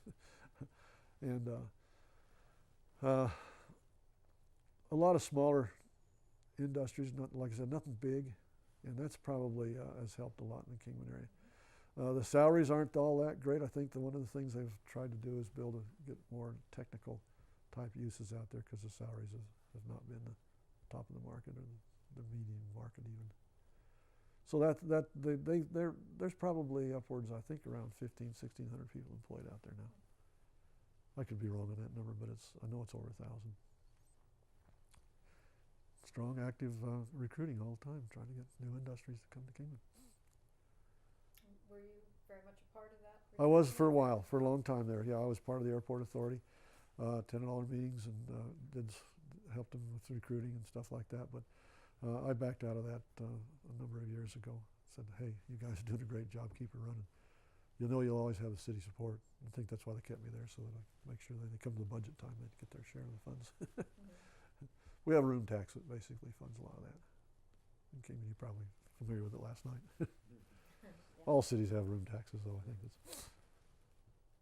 You mentioned earlier the commercial district downtown when you first came, and obviously that's changed. It's gone. Can you talk a little bit about that change and the stresses and strains and how that evolved? That all evolved with the big box stores. Kmart was the first big box, if you want to call it big box. It wasn't called that at that time. Came to Kingman. A lot of the mom and pop stores down there gradually went away. The Walmarts. A lot of what you see in the downtown area now are small antique shops, smaller like that. No major shopping of any kind. Safeway was the only store in Kingman at one time. I knew the manager. He said that his store had turned over greater number of sold more than any other store in Arizona, because it was only, we're up here by themselves, and everybody shopped it. But that used to be downtown. They moved out, built a new place on Hilltop. So everything moved to Hilltop. Downtown just kind of floating along. Still trying. I think that's still a goal, is to do what they can to revitalize. The Brunswick Hotel is a prime example of one of the efforts that Mr. Gerard put into doing something downtown and making something work. And he struggles all the time with it, I think, because it's old town, and they strive to do their historic things and to make it work. It's just something hasn't clicked quite yet. The fact that the powerhouse was remodeled and developed, that's been a positive for that area. But I think they'd like to see something else too. I'd like to see more people come downtown. They don't have a lot of, once or twice a year, they have a Kingman Fun Run. Old cars, antique cars come through and come into Seligman and drive down Highway 66 and go on down to Truxton. That comes in once a year.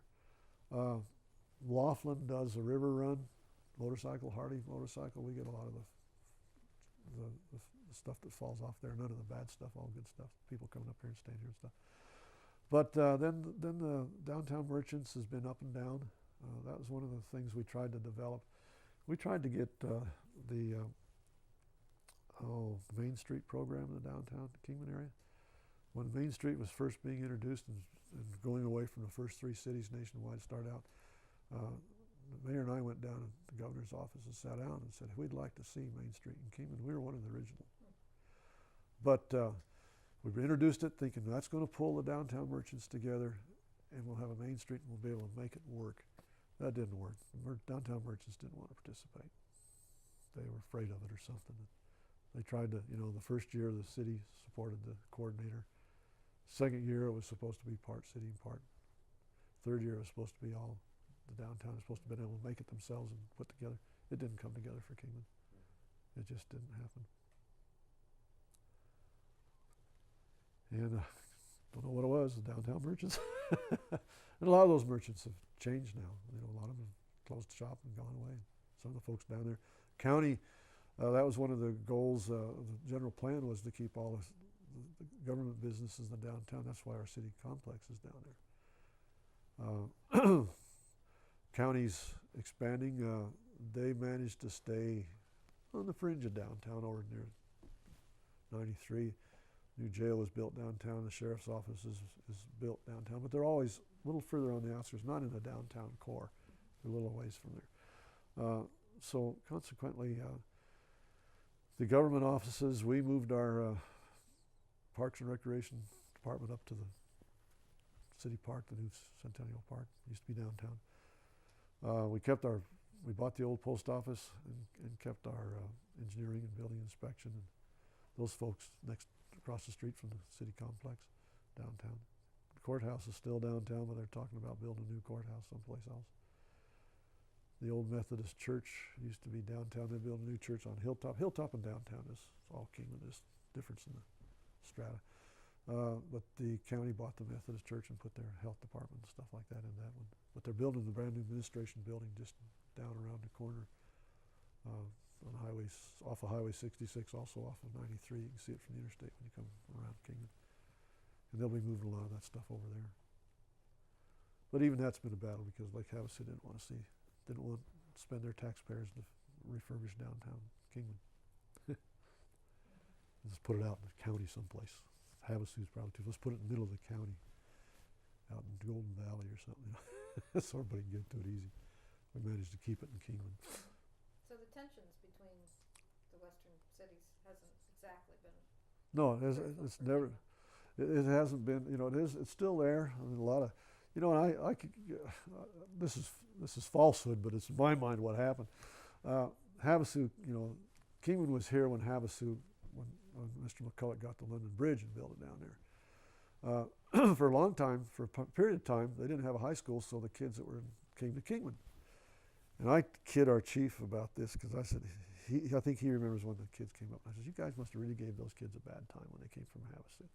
Because look at them now, they don't like Kingman at all. Nobody down there likes Kingman. And he says, "Oh, that wasn't us, Lou." I said, "Well, it must have been something like that." Then when we had all these pigeons, and I made a comment one day. Well, we didn't have these pigeons until Havasu had their London Bridge celebration. They brought all those pigeons over from London and had their celebration, let them loose, and now got pigeons. That doesn't make for good press. It's never. I've never seen that in the press, but I'm sure there's people thought the city manager blaming us for all the pigeons. Kingman has. Anyway, there's still. It's just the three communities. Bullhead doesn't seem to quite capture. Havasu's got a little different clientele. Their cultural level's, I believe, a little higher than ours in the sense that they have theater and things like that down there, and theater doesn't go well in Kingman for some reason. It's a ball and a bat and a 6-pack of beer. But it's a fun time. It's a good time. So the city has constructed, you mentioned before we started interviewing, these ball fields? Uh-huh. Yeah. Tell us about that. This is through Parks and Rec. Yeah, through the Parks and Recreation Department bond issue. It was sold to the public. It's got an Olympic-sized swimming pool, handball courts, the 7 or 8 ball fields, 30 acres of grass with ball fields on them. High school uses them for their softball games. They don't use them for baseball. They're not big enough for baseball, but softball. The Dolphin swim team uses the pool for their meets and stuff. Tennis courts. High school uses our tennis courts. It was just it's one of the best things I think Kingman's has had happen, because it's before the folks played softball, they played on an old rickety broken down county parking lot more than anything. That's what it is now. But anyway, it was just a community effort. It was something we were proud of. We tried to get some Parks and Recreation money from the state to help with us. None of it was available, so we built it all on our own. Everything out there is paid for by citizens in Kingman. No federal money in it any place that I'm aware of. And it's a major. We get softball national softball tournaments, certain classifications. The last few years we've had the Junior Olympics, young girls. We used to have the women's Class D softball championships, but those got to be so expensive that we couldn't afford to bid them. So now we got these Junior Olympics girls softball, which was better for us. They come from Western states, and they bring grandpa and grandma, mom and dad with them. The women's softball that we're getting was just the women and some of their spouses and some of their families. But this one here is really great. It comes. We're usually doing that sometime, I think, in July or August, and that's been good. So it's a nice complex. It's one to be wished for by a lot of communities, I'm sure. What was the size of that bond issue? Oh, gee whiz! Don't ask those questions. I'm going to say it was $3 or $4 million at the time. We had an AORC grant for our when I came to Kingman, our golf course was a gravel golf course, desert style, with the tees on a pile of sand that they raked around, and your ball landed on there. You got to move the ball around off on that raked level and put it there and put it in. We got an AORC grant to build 9 holes, and that was that way for a number of years, and probably 10 or 12 years. And then we finally put together a package with a revenue stream and off the golf course and some general fund taxes, sales tax, and managed to borrow money on the value of the golf course itself too. Borrow enough money to build an extra 9 holes, bought the land and built it. So we got an 18-hole golf course out there now. It's all Parks public course. If you ever drive around Kingman, you'll see it off to the left as you go towards. Course? No, it's all grass. Real nice course, you bet. You had to use effluent for that? No, it was planned at one time to use the effluent. Our treatment plant is 7 miles out on the desert, and to pump the effluent back was more costly than to use the water we got here. So this doesn't use effluent. That was a goal we had with the original general plan, was to do that. But again, expensive, pumping it back. Got to lift it up about let's see, we're out there probably about 1,000 feet, maybe not that much. 700, 800 feet. That's 7 or 8 lift stations that get the water, and a lot of water to pump back, over 1 million gallons a day. Is the effluent used for recharge system, or? Well, not yet. Wetlands.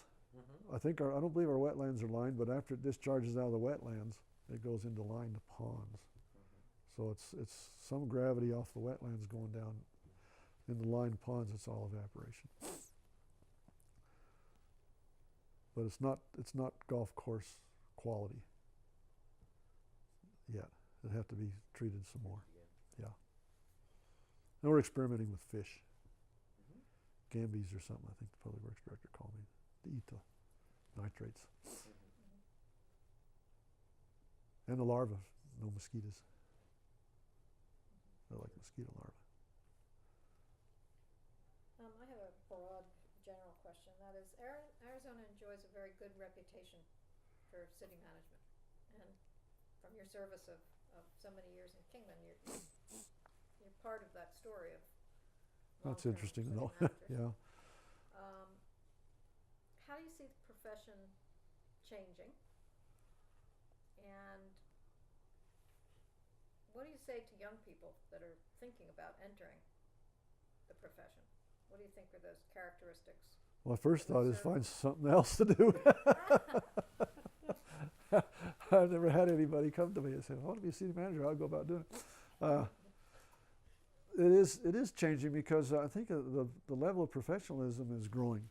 I still get the ACMA the newspaper and the magazine, and they have new categories of achievement in the profession that we never saw when I was growing into the managers. That they encourage people to do, and they've got a lot of higher training, a whole week back east on. So I think the intensity of management and the intensity of dealing with the world as we see it today, the computers and all the technologies and everything we're doing today is taking a much greater training from the ground up, or at least from the desire from people who want to be city managers, that see that as a positive career. That's the big change that I didn't see at all when I was part of the management team. What do I say to them? If you want to do it, get in there and dig hard. That's not going to be easy. Learn how to deal with people. Gee whiz, that's the whole thing. If I left any legacy with Kingman, I think it would be that I built a good staff. People that wanted to work in government and were willing to. You get those guys. You get those people that want to be. I used to call them Gestapos. Want to rule everybody and control it. It doesn't work in government anymore. It doesn't work in city government. It can't be that way. You got to be ready to roll with punches and deal with people that come to you. People rely on you to make wise decisions. And building that takes a lot of training and skill. I don't think it's all in the books. I think it's relationships.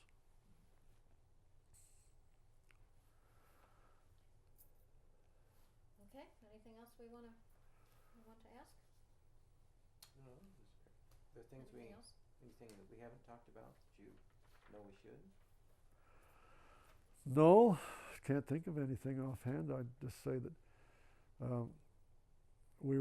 Kingman is a community that treats their kids well, I think. We've got all the sports. We got a new baseball complex for Little League. It's on the south side. It was an old, it was where they originally born, where Little League started and where the baseball team used to play. City bought the land from the Santa Fe a number of years ago, and without grants managed to build a new park down there for both our kids came up through the Little League program. Our son football, Little League football, our daughter cheerleading, swim team. It's just a good community. We met a lot of wonderful people through the association with our kids. Kingman's got good people here. They got some wonderful people here that like their community, support it, very supportive. We had an Amtrak derailment a few years ago. I don't know if you remember that. I was a manager at the time and learned about it early in the morning, and immediately we put together our little emergency management team, and said, well, now we need to find some food for these people. We need to find a place for these people to stay. We can't leave them out there in the desert on an hot August afternoon one day. We need to bring them to town. Where are they going to go? Junior high school said, hey, we'll open the junior high for them. So bring them here. All right, now what are we going to do for food? We thought about that and said, well, we'll have to get a hold of some of the grocery stores. Didn't have to do that. The Methodist Church. Ladies were over there, nothing flat, with all the food you'd ever want. What about phone system? What are we going to do for phones? Frontier, it wasn't Frontier at the time, Citizens Utility said, hey, we'll set up a phone bank in the junior high for you so these people can call their families and tell them they're all right. And it come together just so smooth, just from few contacts, everybody just pitched right in and came forward. Had one serious injury. Funny thing, one of the first persons on the scene, the word I got, one of the first persons on the scene was the deputy sheriff that saw the train. It was derailed early in the morning after monsoon and quite a storm we hear on August. He contacted somebody, the front of the part of the train derailed, some of the cars up front. He contacted somebody on the site and said, how many people are up there? And the guy said, we have 8 dead people, 8 deadheads, or something of that nature. Well, then naturally the deputy said, 8 dead people, I better call this in, we got 8 dead people. Word got out that 8 people had died in this train wreck. Actually, there were 8 deadheads, 8 Santa Fe employees that were deadheading back to their home in Albuquerque or wherever it was going.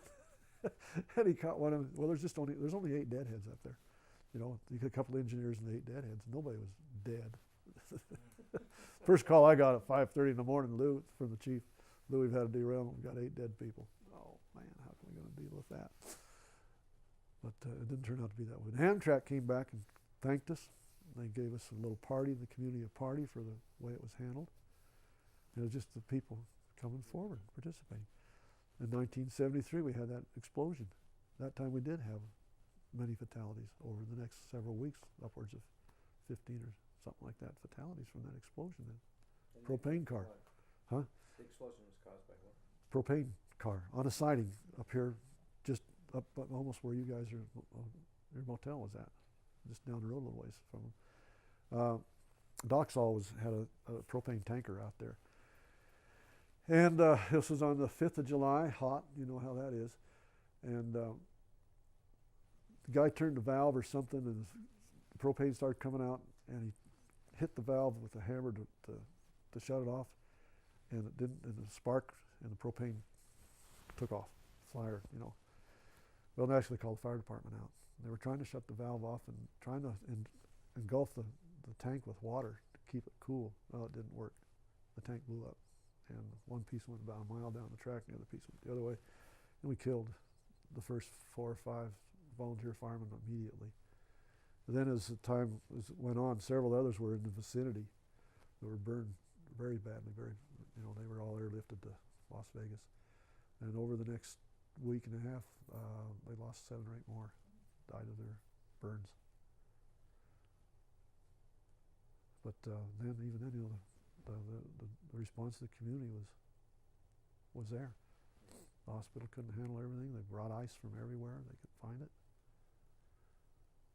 to treat the burn patients that were still suffering.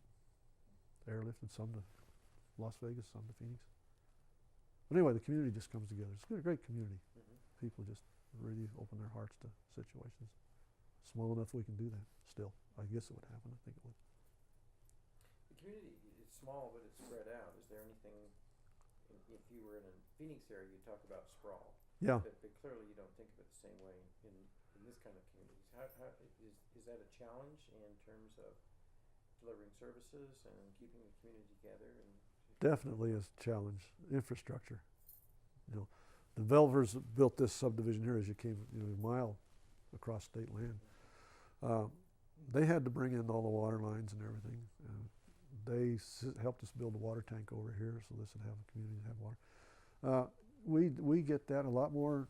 I mean, the development going on right now in Kingman is astronomical compared to what we used to have. We had 3 to 5% growth rate. I'm suspecting we're close to 10 or 11% now, just in the last year and a half. And what draws people? You know, California selling their stuff at twice the price and coming over here and building and still having money to live on. Because I talked to realtors and they're gearing up. Most of them, and we're building a little development out there, hoping we can make it affordable to less than than some of the middle class people. But the realtors I was talking to one the other day. She says we're running out of middle class properties. It's all high scale properties. High scale meaning $250,000, $300,000 homes. And they're concerned about that because they don't have properties that are lower middle scale, first home type of properties, except stuff that people are leaving that's not in good shape. And what's the employment for these people who are coming in? Again, it's retirees, I think. Mostly retirees is coming in. I could be wrong on that. I tried to find that out by talking to realtors, and they don't talk much. And I said, well, okay. That's somebody else's worry now, I guess. Yeah. But it's a lot of California retirees. They had another earthquake over there, so I suspect we're going to have some more people bailing out of California. I think they're coming into Arizona from all over, but most of the ones we see around here are retirees. Across the street, retiree from California. Next house to him, retiree from California. Next door to me is one of our firefighters. Lieutenant of the police department next door that way. So there's opportunities for those folks to grow up, to move up still, but not very much left. These homes up here are going for, the one on the corner up there went for $300,000. And they're going for, in here probably for $225,000, $250,000. When your son and daughter grew up, was there a possibility that they would stay in Kingman, or what was it that drew them? No, neither one of them wanted to stay here. I think what drew them away was both their spouses. Yeah, they didn't want to work at the airport. They didn't see a lot of kind of things that they're involved in. Lisa could have stayed. She had an opportunity. She's a teacher, school teacher, but her spouse moved her to Milwaukee. And she's living there.